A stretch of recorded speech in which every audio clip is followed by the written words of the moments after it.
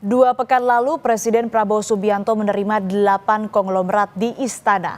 Apakah pertemuan ini sama sekali tidak meninggalkan jejak hijau di bursa saham? Ada apa antara Presiden Prabowo, konglomerat, dan anjoknya bursa saham Indonesia? Kompas Bisnis tanya ke Alfred Tenggolan, analis dan praktisi saham Praus Capital. Selamat pagi, Pak Alfred, apa kabar? Halo, selamat pagi. Kabar baik, Mbak Asri. Ya, Pak Alfred, kita bahas ke domestik dulu. Ada beberapa pernyataan Presiden ini yang cukup kontroversial tentang bursa. Kemudian konglomerat ini sempat berkumpul di Bursa Efek Indonesia. Berlanjut, Presiden ini mengundang pemilik kapitalisasi besar di market ini ke istana. Jarang sekali nih konglomerat muncul di publik. Tapi kenapa bursa ini tetap anjlok? Ya, kalau kita lihat memang tadi bahwa penurunan yang terjadi kemarin memang cukup signifikan ya hingga mencapai 5% sehingga bursa kita juga mengalami penghentian sementara. Kalau kita lihat memang penurunannya memang lebih kepada tadi tren penurunan yang memang sudah terjadi sebelumnya. Cuma memang kita lihat bahwa akumulasi hari kemarin juga cukup dalam. Jadi faktor terbesarnya kita lihat tidak ada perubahan dari beberapa hari yang lalu ya. Kita lihat asing masih masif melakukan aksi jual, terkhusus tadi top 4 bank terbesar kita, BCA, Mandiri, BRI, dan juga BNI. Sementara pada kejadian kemarin, kenapa IHSG turun jadi cukup drastis? Karena faktor tadi minat belinya tidak cukup banyak, sehingga tadi ketika ada aksi jual yang besar itu yang membuat harga turun semakin dalam, sehingga membuat itu koreksi IHSG juga semakin besar. Jadi kalau kita lihat, kalau mencermati tadi kita breakdown dasar kenapa terjadi aksi jual, mungkin masih tetap sama ya, ada isu-isu besar yang menjadi concern dari asing, tidak lepas juga dari faktor global. Justru yang menjadi pertanyaan tadi adalah ternyata minat beli dari domestik sendiri tidak cukup besar, sehingga tidak mampu menahan penurunan harga akibat aksi jual yang cukup tinggi dari investor asing tersebut. Dan kalau ini kita lihat memang karena faktor juga hampir sama ya, kita lihat memang bahwa kekhawatiran pasar memang bisa ada dua respon, bisa aksi jual dan tadi wait and see. Jadi ketika terjadi wait and see, tidak ada minat beli, juga ini juga menjadi kontribusi penurunan indeks, terkhusus ketika terjadi aksi jual. Jadi kalau kita lihat memang tadi respon lebih kepada tadi investor khususnya domestik yang memang masih belum cukup yakin. Makanya ketika ada kunjungan kemarin dari DPR sebagai bentuk perhatian yang dilihat oleh pasar, ternyata kepercayaan diri investor juga mengalami kenaikan. Bahkan tadi malam juga kita lihat Kementerian Keuangan, Bu Sri Mulyani juga sudah menyampaikan statement, dan ini juga kita lihat akan mendorong confidence pasar. Dan kalau menurut kita kondisi ini tentu akan memberikan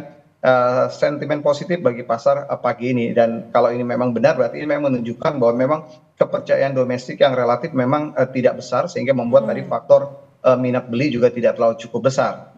Artinya dari domestik ini ada aksi wait and see ataupun juga ini menahan, belum ada yang membeli begitu ya, aksi beli yang membuat kemarin juga sebelumnya di hari-hari sebelumnya ya, di mana investor ini melakukan aksi jual, ini yang membuat tadi IHSG turun. Nah, kalau melihat pergerakan saham ini misal milik Prayogo Pangestu, ada Brand, PTRO, dan kode saham cuan, lalu kalau afiliasi konglomerat Aguan atau Sugianto Kusuma di PIK ini seperti PANI dan CBDK, ini polanya hampir sama. Anjlok dulu lalu pulihnya sangat cepat.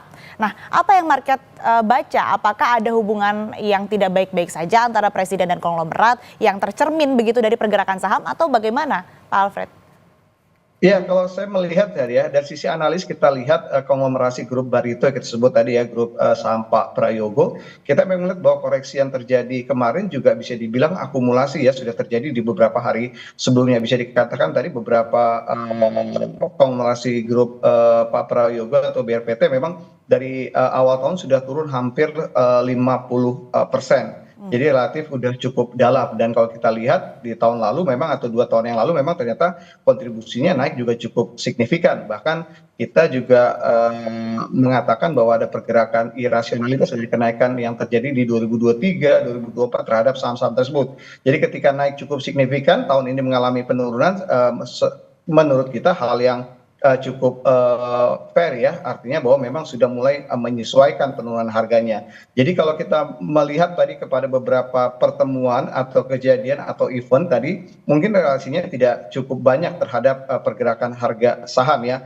Jadi kalau kita lihat memang pergerakan saham empat konglomerasi perbankan, empat konglomerasi grup Barito memang bisa dibilang sudah terjadi trennya memang dari awal tahun kemarin, sehingga kita katakan bahwa kejadian yang terjadi pada perdagangan kemarin untuk konglomerasi grup Barito lebih kepada dampak ikutan ya. Kalau kita lihat kemarin memang drive penurunan IHSG terbesar itu dipimpin oleh perbankan, khususnya tadi Bank BUMN, yang membuat tadi beberapa saham-saham lain juga mengalami ikutan. Tapi kalau kita lihat justru pemulihan untuk saham-saham yang terdampak ikutan tadi, ternyata pemulihannya, recovery-nya lebih cepat pada akhir perdagangan. Jadi itu yang membuat kita mengatakan bahwa sebenarnya ini memang ada faktor tadi minat wait and see yang memang masih cukup tinggi sehingga menahan aksi beli ketika harga saham juga sudah turun drastis. Namun di satu sisi juga kita lihat memang ada juga herding behavior ya. Jadi kita melihat ada beberapa investor yang memang mencoba masuk melakukan trading, namun kembali mungkin skenario yang tidak sesuai dengan pergerakannya, sehingga terjadi juga menyumbang kontribusi terhadap aksi jual. Baik, terakhir Pak, singkat saja, ini persepsi apa sih sebetulnya yang memengaruhi psikologis investor? Lalu akan sejauh mana IHSG ini melemah, atau munculnya Menteri Keuangan yang bilang akan menjaga range defisit APBN, ini apakah cukup meredam gejolak? Ya, kalau kita lihat memang tadi gambaran yang diberikan oleh Kementerian Keuangan di pasar surat berharga tentu akan menjadi kondisi yang atau signal yang cukup bagus sebenarnya bagi pasar ya, karena kalau kita tahu bahwa surat hutang jangka panjang memang lebih bersifat jangka panjang, sehingga kalau kita lihat bahwa pada kondisi yield yang relatif masih stabil, artinya memang tidak ada penambahan risiko yang dibobotkan oleh investor terhadap tadi kondisi ekonomi Indonesia. Yang kedua, kita belajar bahwa memang tadi bahwa informasi yang masuk ke investor itu memang sangat banyak, dan kita kadang-kadang bukan hanya kita kategorikan rumor tapi juga bicara hoax. Jadi ini tentu tadi perlu perhatian khusus dari regulator terkait dengan tadi bagaimana memberikan informasi yang lebih banyak, yang lebih baik kualitasnya terhadap pasar, sehingga ini juga akan mengurangi volatilitas bursa. Karena kita tahu bahwa dalam 4 tahun terakhir kita tahu bahwa bursa kita, pasar saham kita sedang dibanjiri oleh investor retail, dan konsumsi retail terhadap informasi juga sangat banyak ya, yang tadi tidak hanya bicara masalah fakta tapi juga bicara masalah rumor dan juga bahkan hoax, dan ini yang memang ikut mempengaruhi behavior para investor short term. Jadi mungkin perlu dicermati. Yang ketiga adalah komunikasi pemerintah ya terhadap beberapa isu juga mungkin relatif harus lebih cepat ya, karena kita tahu bicara masalah pasar keuangan, pasar saham itu memang perlu respon yang cukup cepat. Jadi itu mungkin yang bisa kita sampaikan.